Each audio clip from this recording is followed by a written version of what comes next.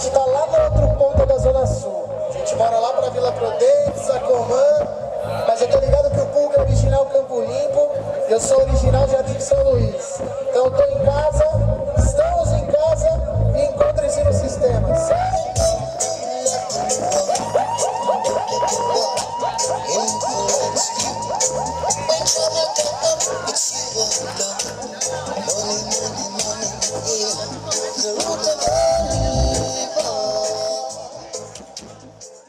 Primeiro, mano, um salve pro House Sounds que meu, escreveu aí, fez esse projeto, é legal, é importante ocupar esses espaços, ocupar essa verba que é de direito da gente, né?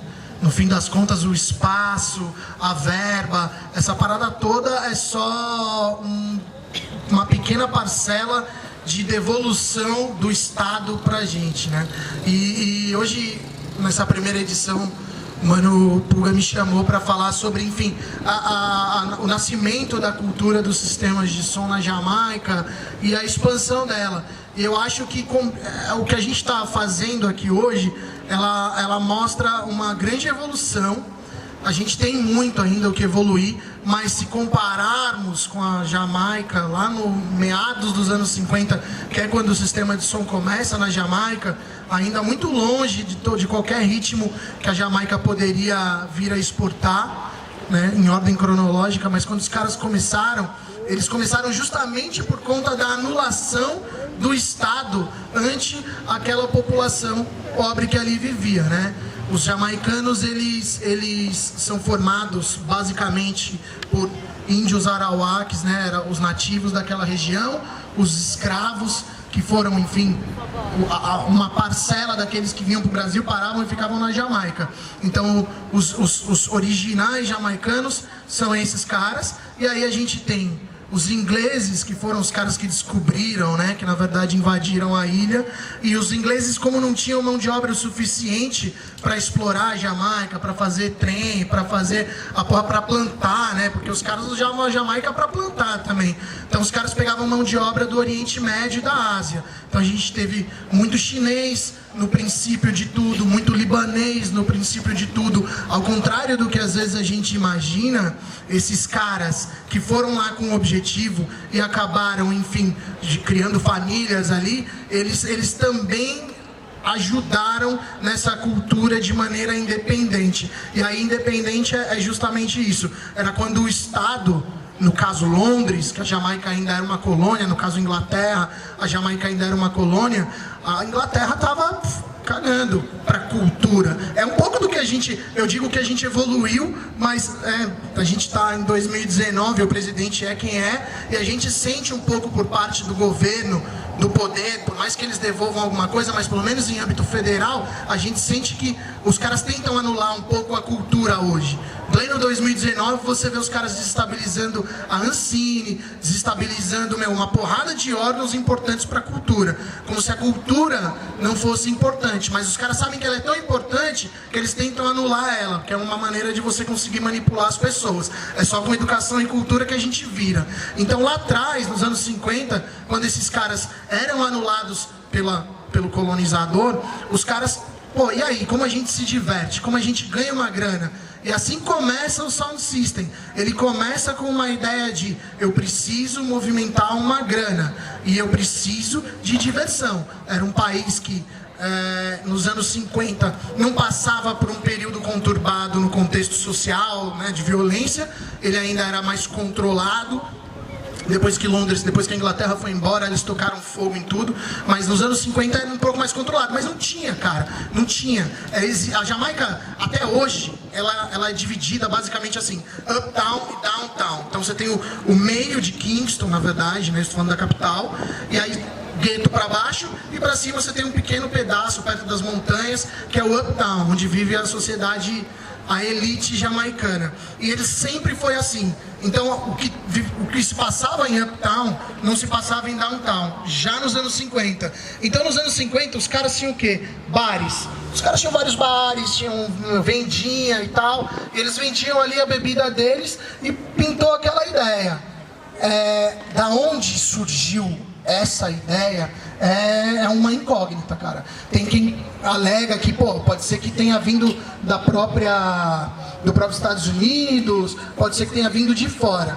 Na minha opinião, eu acho que os jamaicanos, eles só tentaram criar uma rádio ambulante. Então você tinha as rádios que tocavam as músicas, nem sempre eram as músicas que eles queriam escutar. Então você tinha música folclórica caribenha, mento, calypso, isso não tocava na rádio. Tinha alguma coisa de rhythm and blues que os caras escutavam, não era tão popular em rádio. Então Fats Domino era um cara de música de sound system, não era um cara de rádio, porque na rádio tocava Duke Ellington. Então, enquanto as rádios tocavam jazz, tocavam uma coisa americana um pouco mais rebuscada, os caras queriam ouvir uma coisa mais popular. E aí os caras tinham bares, tinham essa vontade, eles começaram o quê? Colocar caixas de som na porta do bar, sempre da rua para fora, nunca da rua para dentro, um negócio bem no princípio mesmo, ele com Tom The Great Sebastian, com Count Nick,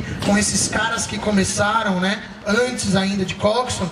Eles basicamente montavam essas caixas na porta das lojas dos pais, dos tios, porque os soundmans também eram mais jovens naquela época. É uma coisa que, enfim, a gente vê, cultura de molecada, não é? Sempre o jovem começou toda a pequena revolução, que na verdade é gigante. E eles começaram a montar as caixinhas de som, caixa amplificada, não tinha essa. Só que aí depois do primeiro, quando vem o segundo, surge o quê? Surge a competição, né? Então, tipo, ó, o cara montou uma parada que era igual a minha, e agora o que eu faço, né? Pô, tá igual, o bar dele vende a mesma vida que a minha, o preço é a mesma coisa. Estamos aqui, 1954, o que eu faço? Aí Tom The Great Sebastian resolveu fazer o quê? Aí, por volta do meados dos anos 50, pegar um carinha que ia sempre para os bailes, e era o cara descolado da galera, amigo de todo mundo, e botou ele no microfone.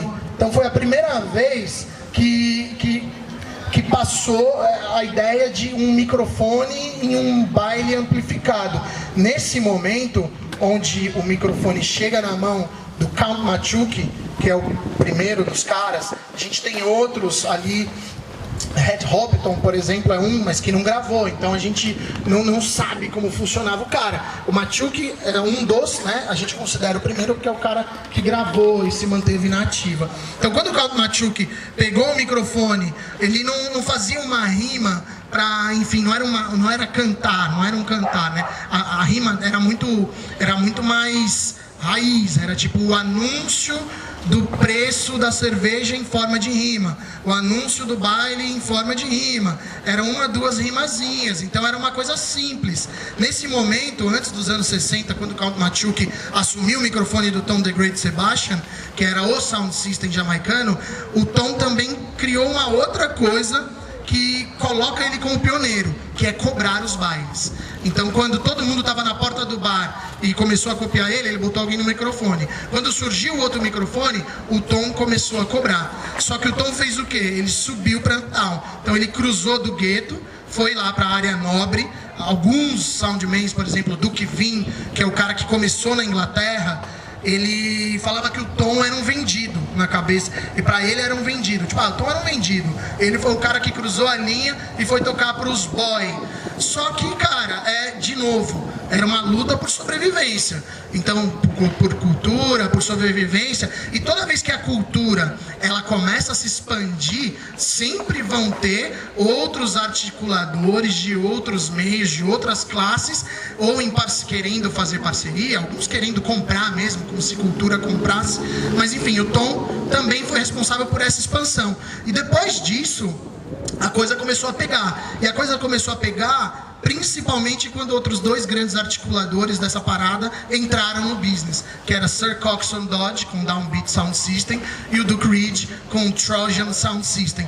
Esses dois caras de família boa. O Duke, na verdade, era um delegado reformado na Jamaica, um pouco mais velho, mas com poder aquisitivo legal, e ele também tinha uma loja bacana, referência, que era Treasury Isley Liquor Store. Então era um barzinho que ele tinha. E o Sir Coxsone tinha uma família que já tinha gente nos Estados Unidos. Então ele fez o quê? Com 18 anos de idade, 19 ali, que ele falou, meu, eu quero fazer isso, na frente da loja dos pais dele, ele antes foi para os Estados Unidos, num intercâmbio, acho que, enfim, foi trabalhar com corte de cana, e ele pegou toda essa grana que ele fez nos Estados Unidos e comprou disco.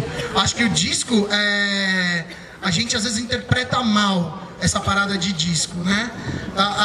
Aquele momento o disco era a mídia disponível para você utilizar, e é legal a cultura do disco perdurar até hoje, mas a cultura do disco não anula nenhuma outra maneira de fazer música, né? Eu acho que o mais importante dessa parada, no fim, é a música, cara, é a música. É legal ter o disco foda, é legal ter, os melhores eletrônicos e tal, mas assim, se não tiver música, não adianta ter nada. Então hoje a gente tem diversas mídias aí, né? Então não tem por que anular. Quem quer seguir a cultura do disco, saiba que ela não vai morrer, ela não precisa da sua ajuda, ela não precisa da minha ajuda. A cultura do disco, ela vem nos últimos 10 anos ascendendo, vendendo horrores, os discos estão caríssimos, as fábricas estão reabrindo, enfim, há um culto do vinil que, de novo, ele não precisa de mim, ele não precisa de você como indivíduo único. Então não se preocupa, eu vou fazer disco porque o disco desencana. Pode fazer com o computador, com o controlador, o importante é fazer.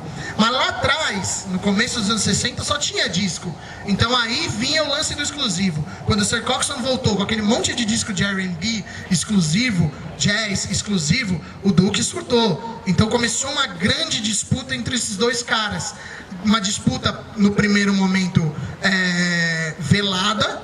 Cada um tinha o seu baile. Um tocava naquela porta, o outro tocava nessa, mas não era uma disputa real, mas já existia, já pairava, porque também existiam o quê? Gangues de seguidores. Então os rude boys jamaicanos, naquele momento, escolhiam o sound system que eles seguiam. Então, tipo, ia pro baile, ficava de um lado, num baile, na porta de um bar, Coxsone e a gangue, do outro lado, Duke e a gangue. E aí, no meio da noite, sempre tinha uma confusão, tinha um que ia lá e dava uns tiros pro alto, tentava furar um alto-falante, pegar um disco. Então tinha essa disputa. Só que quando a disputa foi ficando mais interpessoal e foi virando uma coisa mais pessoal, eu vou te matar, até porque o Duke era um cara da arma, era um cara que andava armado, enfim, era um policial.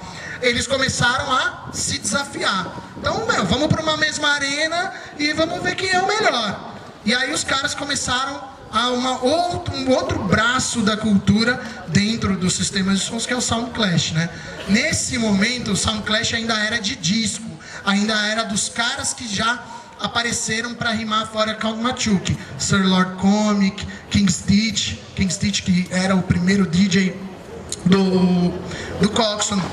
Lord Comic fazia pro Treasury Island do Duke, né, pro Trojan. Então começaram essas disputas. Quando essas disputas começaram à base de disco, surgiu mais um elemento. Era um seguidor do Coxsone, meio que segurança pessoal dele, porque era um cara que liderava uma das maiores gangues de Trench Town, ali da Baixa Kingston. Era um menino respeitado que chamava Prince Buster.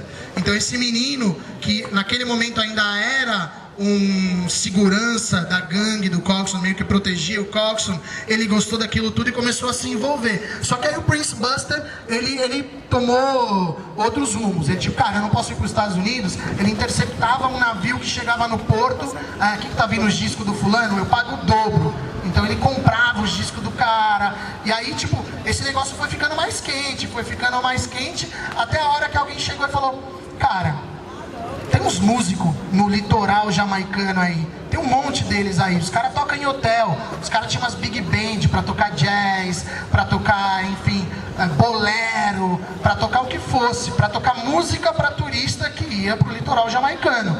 Então os caras olharam pra esses músicos e falaram, bom, bora gravar. Então ali começou Prince Buster, Coxsone Dodge, aí você tem quem mais que produziu nessa época, cara?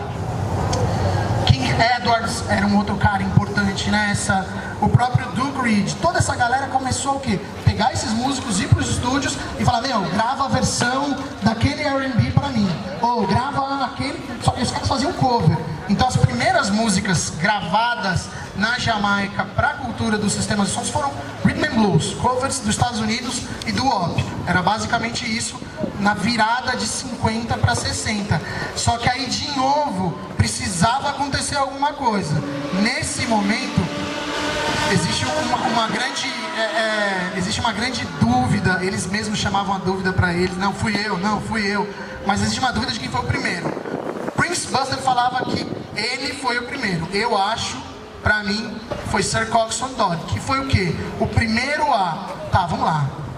Tá todo mundo agora gravando, qual o próximo passo? Pô, vamos... Pega esse piano, pega esse baixista e, mistura um pouco desse rhythm and blues com mento aí pra gente ver o que vai dar. Não foi desta maneira que foi concebido, mas os caras, eles tentaram um shuffle novo, né? E aí nasceu Easy Snapping, do Tel Beckford, que foi gravado em 1958, 59, lançado em 60 para 61, que é o primeiro ska, né? O primeiro shuffle de ska. E aí quando isso aconteceu, foi uma revolução. Foi tipo, puta que pariu, tem uma sonoridade nova. Claro que eles não devem ter admitido isso, mas correram o quê? Correram para os estúdios. Nessa época, vale lembrar que não tem estúdio 1, não tem estúdio jamaicano. Você tinha o Federal Studios, que era da família Curry, uma família libanesa. Você tinha... Me fugiu o nome, mas você tinha um outro sound system de uma família um outro estúdio de uma família indiana. Então os caras usavam esses estúdios com músicos jamaicanos. E aí o Prince Buster, nesse momento do shuffle do ska, que ele alega que é dele, ele até conta uma história que o nome ska vem de Skavulve, que era um apelido de um amigo dele. E aí quando eles foram pro estúdio uma vez, eles estavam fazendo um shuffle diferente, ele falou Skavulve! E o cara olhou e falou, puta, é isso aqui é um ska. Essa é a versão dele dentro da história. A versão que o Coxsone e os historiadores gostam de considerar é que Coxsone tentou realmente fazer uma mistura musical com os músicos da ilha para sair do R&B. Mas é fato que quando o ska surgiu, Prince Buster surfou na onda. O cara, ele era fora da caixinha, ele tinha um lance de arriscar sonoridades muito mais do que os outros dois. Tanto que depois o Coxsone tentou correr atrás por outro caminho, né?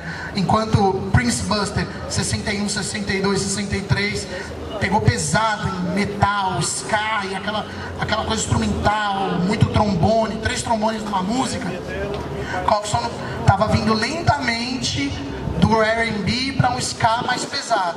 O Duke Reid aproveitou os Skatalites, então a bandinha, aquele coisa de big band, Skatalites, era Duke Reid, Treasury Island. E esses 3 competiam assim.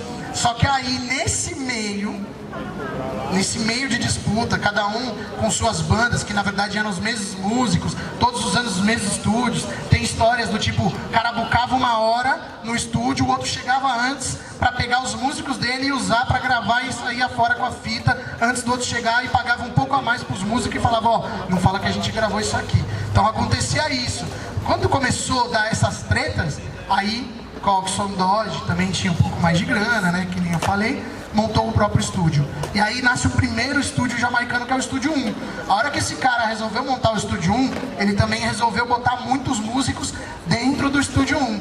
E dentro desses músicos, ele tinha os maiores talentos da ilha disponíveis. Claro, muitos não eram exclusivos, alguns eram. Jack Mito, né, um dos maiores tecladistas da história da música jamaicana, por que não do mundo. Monty Alexander, um dos grandes pianistas do jazz tá vivo até hoje. Monty toca no mundo inteiro em clubes de jazz, no Blue Note Café e tal. Jamaicano, começou como músico de estúdio do Coxsone. Então o Coxsone criou um grande time. Quando ele criou esse grande time, ele também atraiu a atenção da molecada. Por quê? Se você for pensar, se a cultura que nasceu ali em 54, vamos lá, 55, em 63 já tinha 10 anos, cara. A gente tá com quantos anos de cultura? Nem 20 aqui em São Paulo? Ou seja, em 10 anos acontece muita coisa. Cara, o negócio já tinha fervido. A gente já tinha fábricas abrindo para prensar discos, a gente já tinha distribuidoras, a gente já tinha lojas, e a gente tinha o quê? Talentos. Então era a molecada de escola, que cresceu cantando na escola, cresceu cantando na igreja batista, enfim, eles que cresceram num universo muito musical, porque o jamaicano nascido, né, na ilha, fruto de toda essa grande mistura, como é o brasileiro, ele também era muito musical de berço.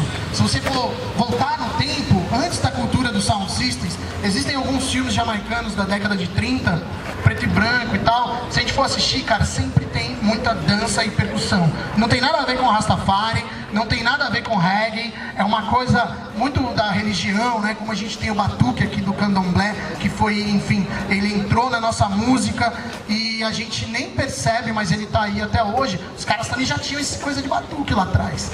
Então já tinha, nos anos 60, meados dos 60, uma galera querendo fazer alguma coisa, tocar, cantar. E aí começam os períodos das audições. O que que era? Os meninos do colégio, 2 amigos, 3 amigos se juntavam. Ah, a gente é o quê? Ah, a gente é os Get Ready, a gente é os School Boys, a gente é... Aí montavam essas duplas, trios, iam para os estúdios e cantavam. Ficava aquelas filas, né? Com quem me falou uma vez, foi agora, o Kitchen Tex que estava aqui, a gente conversando, eu falei, mas e aí, quando você começou? Ele falou, cara, era engraçado. Tipo, o cara do estúdio, sei lá, Derek Harris, falava, pessoal, audição amanhã, 9 da manhã. E aí eu pensava, vou acordar cedo, e meus 7h30, 8 horas eu tô lá. Chegava às 7h30, 8 horas, tinha 100 pessoas na fila. Pra quê? Pra cantar. Então, tipo, você tinha essa galera pra cantar na porta dos estúdios. E aí, Coxsone, que tinha o próprio estúdio, já tinha uma vantagem. E fora isso, Coxsone tinha quem? Bob Marley. Então, Bob Marley, ali no começo dos anos 60, ele achou o lugar dele no Estúdio 1. E antes de ele ser o grande Bob Marley, ele já era um menino relevante. Então, ele já era um moleque que, enfim, conseguiu chamar a atenção com a música dele. Então, cada um tinha os seus músicos, Coxsone já tinha Bob Marley. E aí você tinha outros produtores chegando, você tinha outros estúdios nascendo. Então o negócio estava em ebulição. E uma grande sociedade musical nasceu na Jamaica naquele princípio dos anos 60. Começou a ferver e faltava. Toda hora vinha... A gente precisa fazer alguma coisa. Se espalhou a cultura por toda a ilha, então você tinha Sound System em toda a ilha, você já tinha pessoas como o U-Roy, que é o primeiro cara a pegar um microfone e realmente dar uma rima com sentido, mensagem, tirando sarro do outro, dando um big up pro Sound System. Então você já tava ali, todas aquelas coisas acontecendo. E aí precisou o quê? Precisou de uma nova revolução. E aí vem o Rocksteady. E quando o Rocksteady chega na música da Jamaica, é aí que a gente tem, na minha opinião, o primeiro ritmo legitimamente pop. Tem o primeiro ritmo pop da Jamaica. O ska, ele ainda era preso musicalmente falando, harmonicamente falando, ele ainda era preso à música norte-americana. Não que o Rocksteady não tenha influência, mas o ska era uma música progressiva, o ska era majoritariamente instrumental. E aí quando vem o Rocksteady, né, que também há uma grande dúvida em quem criou o Rocksteady, mas a teoria mais provável é que no Estúdio Federal, a família Merritone, a família Scott, tenha pego o Roberton Lewis e um time de músicos que incluía Lloyd Nib na bateria, enfim, a Jerry na guitarra, pegou essa galera e bora gravar um disco mais lento. Então não era exatamente um disco de Rocksteady, eram músicas mais lentas. E a hora que isso diminuiu o ritmo, ele começou a conseguir receber influências de música pop. Então o soul conseguiu entrar na música jamaicana, os jamaicanos conseguiram colocar harmonias vocais na música, e aí os caras começaram a cantar mais. Então os caras começaram a cantar o quê? Cantavam sim a realidade da sociedade naquele momento, mas ainda não era uma coisa intrínseca na música, não era. Ela falava um pouco de sociedade, mas eles falavam muito mais de amor, que era o que falava a música norte-americana, né? O soul falava basicamente de amor. Então, amor é um tema universal, né? Você fala de amor aqui, você fala de amor no Líbano, você fala de amor no Japão, é amor, cara. A gente sabe, você sabe sentir o que é amor. Então, quando você canta amor, a outra pessoa que está apaixonada, quer se apaixonar e não sei o que, canta esse amor também junto. Então isso foi criando uma cultura pop. E aí começa uma grande revolução que, seguiu até os anos 70 na Jamaica, final dos anos 70, que é a maior o maior fenômeno fonográfico do planeta. Você pode ter certeza. Ninguém fez o que a Jamaica fez, que era basicamente lançar de 100 a 300 músicas novas por dia. Não tinha o lance do álbum, né? Ninguém queria gravar um disco inteiro, então era uma música de um lado, uma música do outro, bota no sound system com prensa de teste, fica, bateu, gostou, deu rewind, não deu? Joga fora, monta outro grupo e vai no outro estúdio tentar. Botou, bateu a prensa teste, bateu, a galera pediu o rewind, manda prensar mais 1000 cópias. Vendeu 1000, manda prensar mais 5000 cópias. E nisso, outro dia já tinha mais uma música nova, mais uma música nova. Isso foi até o fim dos anos 70. Ninguém lançou tanta música de maneira single, enfim, de maneira única, que nem os jamaicanos lançaram ao longo dos anos 60 e 70. Por isso que não existe ninguém no mundo também que tem todos os discos. Não tem como nem completar a coleção. Os caras eram também muito largados, muita coisa foi perdida, muita coisa... Enfim, tem disco que tinha 20 cópias, 30 cópias. Então, mas essa revolução começou com o Rocksteady. Só que o Rocksteady começou a sofrer com um pouco da falta dessa tradução do que a sociedade vivia. Então a Jamaica no fim dos anos 60, ela começava a entrar em declínio social. Vale lembrar que em 62 a Inglaterra liberou a Jamaica, né? Deixou um primeiro-ministro, mas liberou eles, eles são independentes. Deixou os caras afundados numa dívida grotesca. Vale lembrar também que hoje a Jamaica ainda deve o Fundo Monetário Internacional, uma das maiores dívidas de um país do continente americano. O Brasil é um signatário do perdão da dívida jamaicana, mas tem um grande que não perdoa a dívida jamaicana no Fundo Monetário Internacional até hoje. Quem é? A Inglaterra. Então os caras deixaram em 62 a Jamaica com essa dívida, não perdoam até hoje. No fim dos anos 60, quando a sociedade começou a entrar em colapso, né, violência, disputa entre gangues, partidos políticos, o Rocksteady começou a ficar meio fora de moda, não cabia dentro do contexto.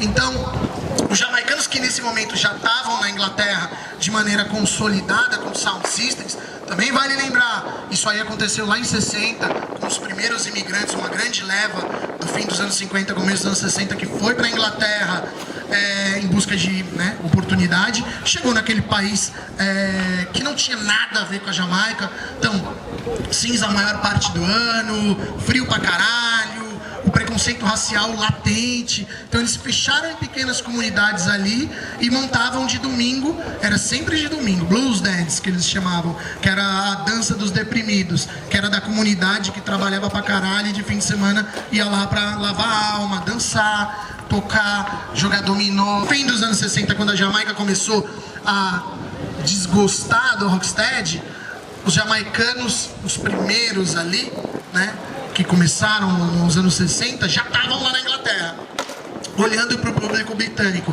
e tentando fazer alguma coisa. Então aí eles começaram primeiro a tensionar o ritmo. Não é o contexto social, é o ritmo. Então vamos acelerar o ritmo.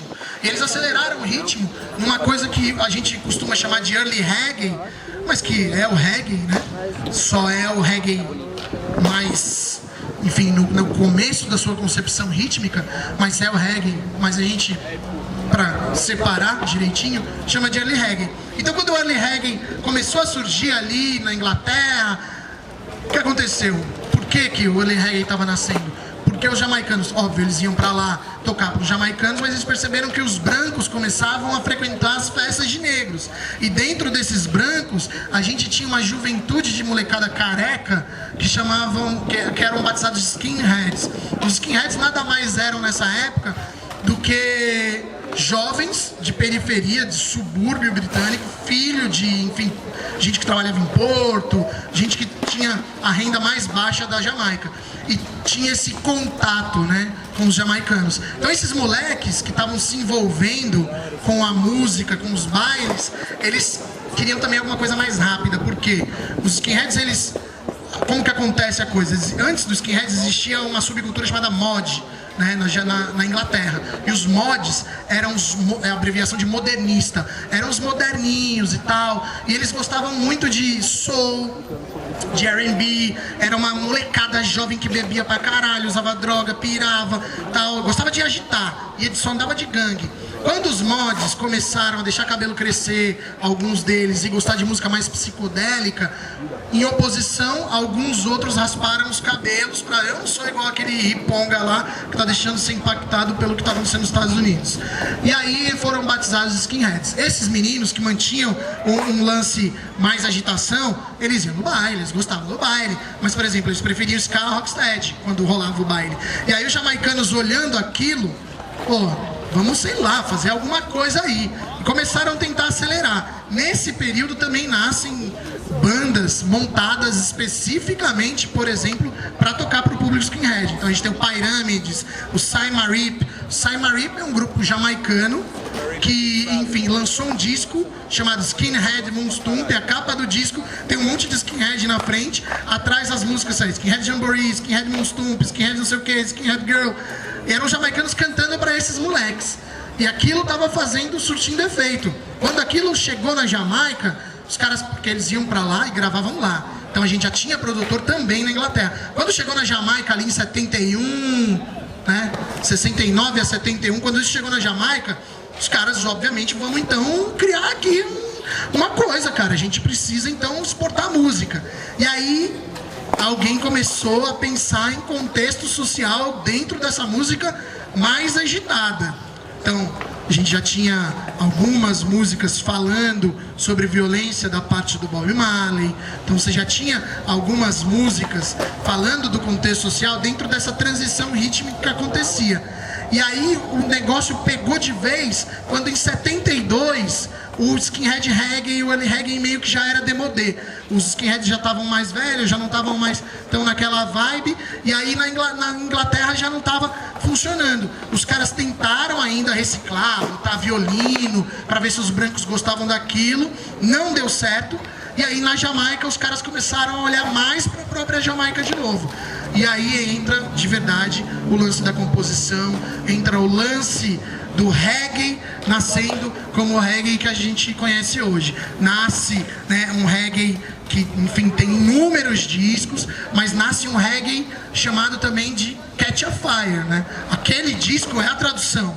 Quando aquilo é montado na Jamaica, pensando nos jamaicanos, claro, tinha o dedo do Chris Blackwell, um produtor britânico, que chegou lá e falou, meu, vamos, um solinho de guitarra mais aqui, não vai fazer mal pra ninguém, o mercado britânico vai gostar. O cara palpitou, mas aquilo era a tradução da Jamaica naquele momento. Um ritmo mais sincopado, uma coisa mais grave que o jamaicano sempre buscou, uma coisa que também entrou foi o Rasta, né? O Rastafari, ele pôde entrar de vez definitivamente na música. Até então o Rastafari era uma coisa muito pequena dentro da música, apesar de ter uma representatividade social, era muito pequena, você encontra poucas músicas de 69 para baixo que falam sobre o tema ou que até mesmo tem a percussão. Então até ali eles ainda eram não só reprimidos pela sociedade, mas também como pela cultura de Kingston, eles ainda eram renegados. Nos anos 70, 72, pelo contrário, foi essa sacada de olhar para o culto em torno de Selassie, para a figura de Marcus Garvey como, enfim, um negro ativista relevante jamaicano, foi olhar para as tensões raciais dos Estados Unidos, para Malcolm X, para toda essa galera que estava ali, Black and Proud, e falar, bora colocar isso na música. E quando isso entra na música, e de novo vai para a Inglaterra, é um estouro. E aí, cara, e aí o reggae ele cria forma, e aí todo mundo começa a virar a chave na Jamaica. Os caras que eram muito mais focados em cantar como soulmans norte-americanos tentam chegar numa fórmula, numa equação, num grupo, enfim, todo mundo começa a se virar pro reggae, porque o reggae, diferente de tudo, ele tinha, já dava pra sentir que ele tinha mais estabilidade. Tipo, cara, isso aqui é a fórmula musical deste país, é agora. Isso aqui a gente vai exportar. Dava pra sentir isso no reggae. Todo mundo que, enfim, viveu tudo isso na Jamaica fala, quando o reggae chegou, eu não gostava de reggae, eu me retirei da música, migrei e tal, mas eu sabia que aquilo ia tomar o mundo. Então, realmente, quando o reggae nasce e toma o mundo, ele dá uma nova carga de energia para os sound systems. Que aí o sound system tem uma música de sound system. O que eu falo que é música de sound system? Tem música gravada no Estúdio 1, cara, maravilhosa, obra-prima. Porra, eu carrego comigo uns discos e tal.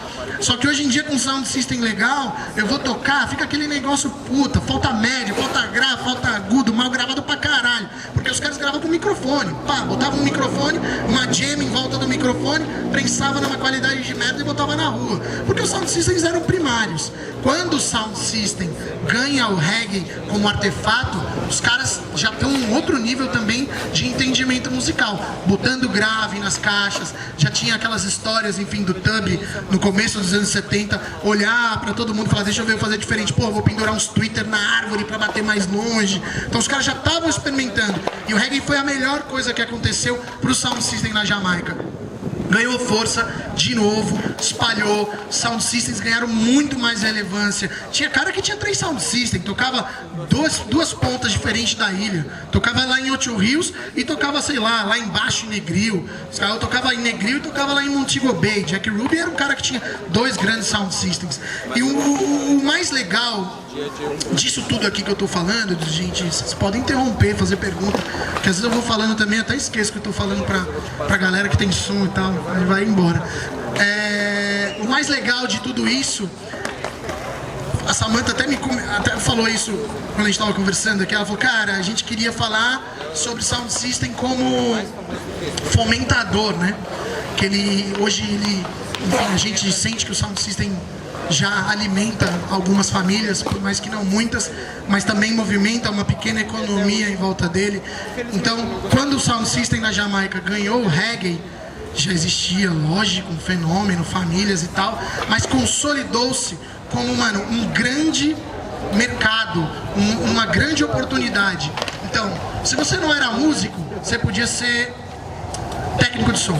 Se você não era técnico de som, você podia ser produtor. Se você não é produtor, você podia ser caça-talentos. Você podia ser professor. Você podia comprar disco para revender. Você podia ter uma loja. Você podia entregar disco de bike. Você podia montar uma bike sound system. Você podia montar um sound system. Você podia fazer 1000 coisas. Você podia fazer reparos de alto-falantes, porque tinha muito sound system. Você podia fazer o quê? Montar amplificador. Cara, precisa de amplificador. Não dá pra ficar importando. Dentro da Jamaica a coisa era muito roots, então você podia montar lá dentro do amplificador, você podia montar pré-amplificador. Então isso virou um grande mercado, uma parcela da sociedade jamaicana passou a se envolver. Eu me lembro que a primeira vez que eu fui pra Jamaica em 2010, 2009, cara, fui com tudo isso que eu tô falando na minha cabeça, assim, fritando, né? Pô, será que ainda é assim? Caramba, será que os caras ainda respiram música? Ai, será que isso se perdeu? Quando eu cheguei lá, eu falei, cara, só evoluiu dentro do contexto musical, mas é a mesma coisa. Então, tipo, você não tem mais disco prensando toda hora, mas você tem um cara que fica lá arrumando laptop, comprando e vendendo laptop, porque todo mundo toca no laptop. Tem cara que faz cabo, tem um cara que faz caixa, tem um cara que faz alto-falante, tem bar na porta com sound system, tem um vendedor de comida na porta, um vendedor de ganja na porta. Então ainda existe um grande ecossistema econômico em volta das pessoas que começou lá, nos anos 60, 70, e ele existe até hoje. E hoje, são o quê? 54, 55, deu 60 anos depois, onde a gente está? Em São Paulo, uma cultura que tem ainda menos de 20 anos, mas a gente já o quê? A gente já começa a presenciar um pouco disso, cara. Tem aqui o Spock, mano que faz caixa de som, corre de todo tipo envolvendo sound system. Você tem aqui esse pré-amplificador que eu fiz com o Henrique, lá do fundão, do Jardim Montanhão em São Bernardo. Ele hoje, mano, vive de fazer pré-amplificador, ou seja, tem uma demanda, e é interna, ele não exporta. Você tem o Diego da Casa Madiba que fez nossas caixas.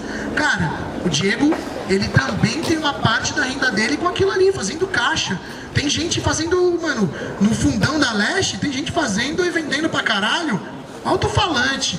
Então, você começa a perceber esse ecossistema em funcionamento aqui. Você também tem pequenos vendedores de discos, lojas de discos virtuais, físicas. Você tem a galera que cola para vender na porta. Então, a gente começa a viver um pouco disso. E aí, a gente chega aonde? A gente chega aqui, velho. A gente chega aqui, aonde a prefeitura, o governo, né? reparando um pouco do que ele sempre tira, seja como tributo, seja como privação cultural, fornece uma pequena, e é pequena mesmo.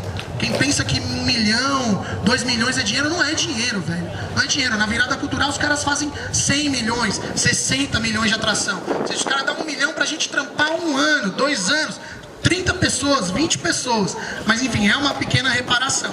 E aí a gente chega aqui hoje, onde o governo entrega um pouco dessa verba para que a gente fale um pouco mais do que aconteceu na Jamaica e que a gente vê aqui hoje. Então eu fico muito feliz de verdade de ver isso aqui rolando, de não só a música rolando, mas o bate-papo rolando e saber que isso aqui vai voar. E saber que, enfim, tem muito ainda para vir, mas que a gente, na minha opinião, independente de qualquer coisa, qualquer experiência particular que as pessoas tenham dentro do Sound System, porque eu não gosto do fulano, não gosto do Beltrano, brigou, morreu na festa, ou um outro doidão, e não sei o que. Independente de qualquer coisa, na minha opinião, a gente está seguindo um caminho que é o caminho certo, é o caminho positivo que o reggae e o Sound System pode entregar tanto aqui pra gente, quanto pra galera em El Salvador, quanto o povo na China, no mundo inteiro, que é uma cultura internacionalmente conhecida, mas que a gente sempre tem que lembrar que é jamaicana, de raiz, de fundação, que é negra, que tem sim pessoas de outras nacionalidades envolvidas no contexto, mas é a tradução do negro jamaicano para o mundo, da sua realidade, da sua música, e que a gente hoje se apropria. E aqui, vamos lá, a apropriação cultural nem sempre é algo negativo. Muitas vezes ela pode ser, mas se apropriar de uma cultura e transpor ela com respeito e honestidade não é um crime. Pelo contrário, a gente ajuda a perpetuar. Não estou falando que a gente somos os salvadores da pátria, que apoiam a cultura e sem ela a gente vai morrer. De novo, não vai morrer, o reggae não vai morrer, que nem outros que não vai morrer. Mas a gente ajuda o quê? A ela chegar em vários cantos. Que mais irmãos possam fazer isso pelos 4 cantos do Brasil, pelos 4 cantos de São Paulo. Usar o reggae como arma, como poder, como entretenimento, como mensagem, como informação, como diversão, sempre com respeito aos criadores dessa parada, os jamaicanos. Valeu!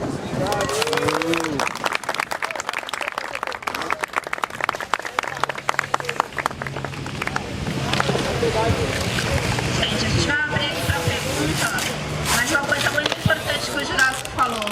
O Sound System hoje, ele movimenta economia local. Isso que ele falou que aconteceu lá na Jamaica, está acontecendo aqui agora. Se você olhar o nosso entorno, tem gente que se deslocou até aqui para vender um alimento hoje aqui, um baguinho. Tem a galera vendendo drink aqui atrás. Todos vocês que se deslocaram, pagaram uma condução para chegar até aqui e esse dinheiro volta para o governo. Isso que a gente está fazendo aqui hoje foi fomentado, é um projeto que a gente passou no VAI, então também é o que ele falou, é um pouco da nossa parcela de imposto que está voltando aqui para a gente está usando de uma forma coletiva para que todo mundo possa usufruir disso daqui. Então o Encontre-se no Sistema é uma forma de você se encontrar dentro do Sound System. Qual é o seu papel no Sound System? Você veio curtir, ótimo, mas você não está aqui só curtindo, automaticamente você está deixando seu dinheiro aqui e fazendo essa economia rodar aqui no bairro, né, com as pessoas que moram aqui. Você está em dúvida, eu quero ser só um colecionador, ou eu quero ser um DJ, eu quero ser um seletor, eu quero estudar a história da Jamaica como o Jurássico fez. A gente pode se encontrar dentro do sistema e levar isso muito adiante para o nosso dia a dia. Assim, a gente vive dentro da minha casa, o Sound System ele é uma segunda fonte de renda. Ele ajuda a gente a pagar as contas, sim, porque não é só a cultura, não é só por amor, ele ajuda sim. E o mais importante é que a gente tem que passar isso adiante. Não adianta ele ajudar só na minha casa, eu chegar aqui com o Puga vem aqui, vamos colocar uma palavra bonita e ir embora. Não, todo mundo está sendo conscientizado. E se a gente for passar isso para frente, a coisa só tem a crescer. E a gente está passando por um momento no nosso país muito crítico, onde as pessoas não olham para o próximo, máximo, oh, foda-se, meu, não é problema meu, tá ligado? E o Sound System tem muito a agregar. Então, por isso que o nome do projeto é Encontre-se no Sistema, para que a gente possa realmente se encontrar e discutir e fomentar essa cultura. E aí, quem quiser fazer pergunta é com o Jurássico. Por que do nome? Quando você quis entrar na cultura, quem é o seu maior ídolo? Algum sistema de som, algum cantor? E a sua história no Sound System? Quando você entrou, quando você começou? Legal. Eu sou o Jurássico, da Jurássico Sound System. A Jurássico Sound System existe há 15 anos. Eu tenho uma festa que chama Jamboree, que existe há 13. Eu tenho um blog que chama You and Me na Jamboree, que hoje é só um museu na internet, mas um dia ele ferveu e ele tem 14 anos. Cara, como eu entrei nisso? Quando eu era moleque mesmo, 15 anos de idade, 16, 14, eu gostava muito de música. Já gostava desde pequeno. Eu gostava de rap, gostava de música com contexto social, era a coisa que eu mais gostava. Então o rap e o punk pra mim era uma coisa animal. E aí eu, sei lá, eu tinha discos dessas coisas. Já tinha escutado por alto falar sobre reggae, mas a minha percepção era Bob Marley, como todo mundo que, sei lá, muitas vezes acaba no começo só encontrando eles. Bob Marley, Peter Tosh, Jimmy Cliff, Bunny Wailer e tal. E aí eu tinha uma banda de colégio e eu tocava nessa banda no grupo punk. E eu tinha um amigo dessa banda que toda vez que acabava o ensaio, ele ia fumar um baseado, ele colocava reggae. E aí ele colocava Bob Marley. E eu ficava com bode, pô, Bob Marley, caralho, não fala a realidade. Aí ele falou, pô, esse aqui não manja inglês, velho. O cara fala aí toda parada e não sei o quê. Aí eu falei, porra, mas mesmo assim, eu não gosto da música. Ah, mas já ouviu ska? Eu falei, mano, eu também não gosto. E eu falei, não gosto, mas também não tinha escutado. Aí ele, pô, botou um ska lá. Eu falei, caralho, né, velho, que porra é essa? Escutei aquilo, achei meio... Nunca imaginei que aquilo era da Jamaica. E eu era office boy, eu andava São Paulo inteiro. Aí eu lembro que tinha no Largo 13 um tiozinho do Maranhão que vendia CD pirata. E aí tinha esse aqui e tinha lá no centro também o alemão, lá no Vale do Anhangabaú. E eu cheguei lá, velho, o que tem de ska aí? Aí o cara chegou e pá, botou um CD, eu falei, cara, sou curioso, vou levar esse CD aqui. Comprei o CD pirata do cara, botei, e aí quando eu botei aquilo lá pra tocar na minha casa, eu falei, que isso? Não era um CD de ska, ele me deu um negócio errado. Era um CD de Reading do Estúdio 1, lembro até hoje, Real Rock, Hot Rock, Hot Rock, John Song. Eu escutei e falei, que isso, velho? Que porra é essa, né, velho? Puta que pariu, Estúdio 1. Aí vi lá tudo Estúdio 1, voltei na barraca, falei, o que você tem do Estúdio 1? Aí o cara me deu um CD do Bob Marley, só de Estúdio 1. E aí quando eu escutei, eu falei, mano, isso aqui não é Bob Marley. E aí aquilo bateu na minha cabeça, que eu falei, caralho, isso aqui é mano. Lembro que fiquei 2 meses escutando os 2 CDs. Voltava lá, comprava um CD, mas aquilo ali batia na minha cabeça. E aí como eu era office boy, rodava a cidade toda, eu comecei a entrar nos sebos, tem reggae. Lá no fundo, aí você olhava aquela merreca de reggae. Vou levar um disco, tinha dado do meu pai um 3 em 1 e uns discos. E aí eu fiquei comprando esses discos de reggae. E aí, meu, nessa em breve pesquisa inicial, eu comecei a tentar entender como funcionava. Ska, que veio depois, como que tem o reggae. Aí eu entendi que existia o Sound System, tudo de uma forma muito primária, tudo de uma forma ainda, no início da internet, com poucos livros que a gente encontra em português. E aí eu falei, caralho, velho, que animal, isso aqui tudo é muito louco. Eu tinha esses discos e pensei, caralho, será que ninguém, tem festa, só não gosta disso? Foi quando eu descobri, como a grande maioria dos que começaram, o Dubversão. Nesse princípio, ainda não era o Dubversão, né? Era o Lubim All Stars. Era o Lucas e Binho. Lubim era o nome da festa. Lucas Corpo Santo e Fabinho. Aí tinha o Lubim, Dubversão All Stars. E aí depois eles montaram, acho que o Lucas foi embora. O Lucas era um cara super importante para o desenvolvimento da parada aqui. Mas ele era meio... Aí brigava com todo mundo. Aí brigou com o Fábio, foi embora. Aí o Fábio foi lá e montou umas festas ali no... Tinha o Juke Joint, tinha o Suzy in Dub, e tinha essas festinhas. E tinha também o bar do Seu Chico lá na Lapa. E eu ia em todas ali, porque, era o único contato que eu tinha com a ideia do Sound System. Não sabia até então das radiolas, por exemplo. Não tinha ideia das radiolas. E ali eu vi aquilo e achei do caralho. Pô, que legal, velho. Tem gente fazendo aqui. E eu com os meus discos, pô, podia fazer alguma coisa, só que eu não tenho, mano, não tenho nada, eu tenho um toca-disco velho. E aí, acho que numa dessas festas que eu fui, eu encontrei um menino que chamava Luiz. A gente fez amizade e o Luiz, pô, a gente podia montar um sound system. Falei, cara, vamos, velho, não sei o que, ficamos nessa. Lembro que foi aniversário da minha irmã. Devia estar fazendo tipo uns 10 anos de idade. E eu chamei ele, vamos fazer um sound system na minha casa? E ele colou lá da Norte na minha casa com umas caixas, um delay em pedal. Eu tinha o toca-disco e os discos, ele tinha uns discos. A gente ligou e fez um sound system na minha casa, com um amplificador de guitarra. Minha família, mano, a família era 2 andares, a casa era uma laje e desceu todo mundo, ficou só nós, pirando. Ei, sound system, caralho. E aí um amigo nosso que tava no rolê, ele falou, nossa, velho, pelo amor de Deus, vocês são Jurássico, olha isso aí, tudo velho, caindo nos pedaços, vocês acham que estão fazendo alguma coisa e tal. E aí tinha um outro amigo, nessa mesma festa de aniversário da minha irmã, que falou, mano, do caralho, eu tenho uma banda que toca lá na Lapa, você quer tocar lá, chama Pé de Manga e tal? Eu falei, caralho, lógico que eu quero. E aí, pô, estamos preparando pra tocar na Lapa. Uma amiga nossa chegou e falou assim, pô, mas antes, meu, vou fazer uma festa na Escola de Sociologia e Política. Era o primeiro feriado da Consciência Negra, se eu não me engano, aqui em São Paulo. Vocês não querem fazer o sound system lá? Eu quero. E meu amigo, mano, mas com os amplificador de guitarra e tal. Eu falei, vambora. Aí levamos e tal. A menina lembrou antes, ela perguntou assim, como que é o nome de vocês? Ela falou, o nome, velho, caralho, não tem um nome. E aí meu amigo, vamos pensar em pedra, não sei o que, pedrada. Aí eu falei, mano, Juração System. Aí ele, bota esse aí, depois a gente muda, né? Foi o Dudu que falou, Jurássico, né? Bom, beleza, bota aí, depois a gente muda. Aí a gente fez a festa, foi do caralho, achei do caralho. Moleque, 1000 energia, já corri pra comprar, mano, lá do lado do hospital da Zona Sul, lá no Largo 13 também, corri lá pra comprar caixa de som, mandei fazer umas caixas. Aí meu amigo falou, já era um pouco mais velho, puta, mano, eu não vou investir, então tô saindo fora. Quando ele resolveu sair fora, eu encontrei justamente quem? O Lucas Corpo Santo, que tinha voltado ao Brasil, mas já tinha brigado com o Fábio. E aí o Lucas, ele chegou e, sei lá, a gente se encontrou em uma festa no Beco do Batman. E ele achou legal que eu tocava uma coisa diferente. Porque apesar de eu não ser naquela época algo só rocksteady ska, eu já gostava de tocar um reggae mais do começo. Uma coisa menos dub, menos pesadona, que era o que eu via lá no Suzy. E aí esse Lucas chegou com um monte de disco de ska, rocksteady, red reggae, falou, pô, animal, posso tocar um disco com você? E aí o Lucas entrou na Juração System. Então o Lucas fundou do Versão lá atrás com o Fábio, depois fundou a Juração System, que segue até hoje no mesmo formato, comigo. E acho que foi assim que eu entrei, cara, foi assim que veio o nome e aí foi. Jurássico, 2 perguntas só.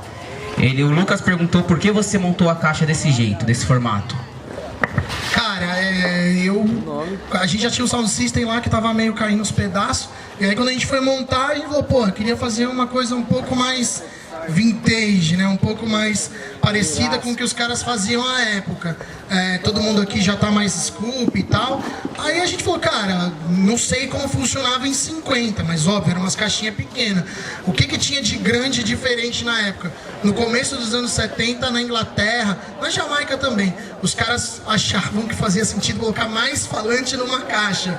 E eles montavam esses trombolhos aí. Eu lembro que eu fui perguntar pra um cara que tem um padbox na Inglaterra e tal, se tinha, qual que é a receita, fundo, madeira. Então ele falou assim, cara, se você quer montar uma caixa com receita e tal, monta Rogue, monta Scoop, mas não monta Quadbox. Quadbox você monta e aí você, mano, paga o preço. Aí eu falei, velho, então bora. E aí pagamos o preço e montamos ela pra ter uma personalidade mais Jurassic. A gente sai na cara dele no deck. Isso aqui dá hit, mas eu morri. Isso aqui derruba a casa. Aí a palma rainha. Nonsense, I'm not safe when it's right.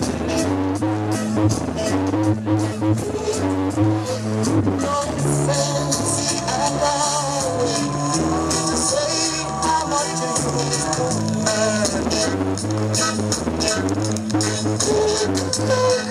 Nonsense, I'm not say what to do. This is the place.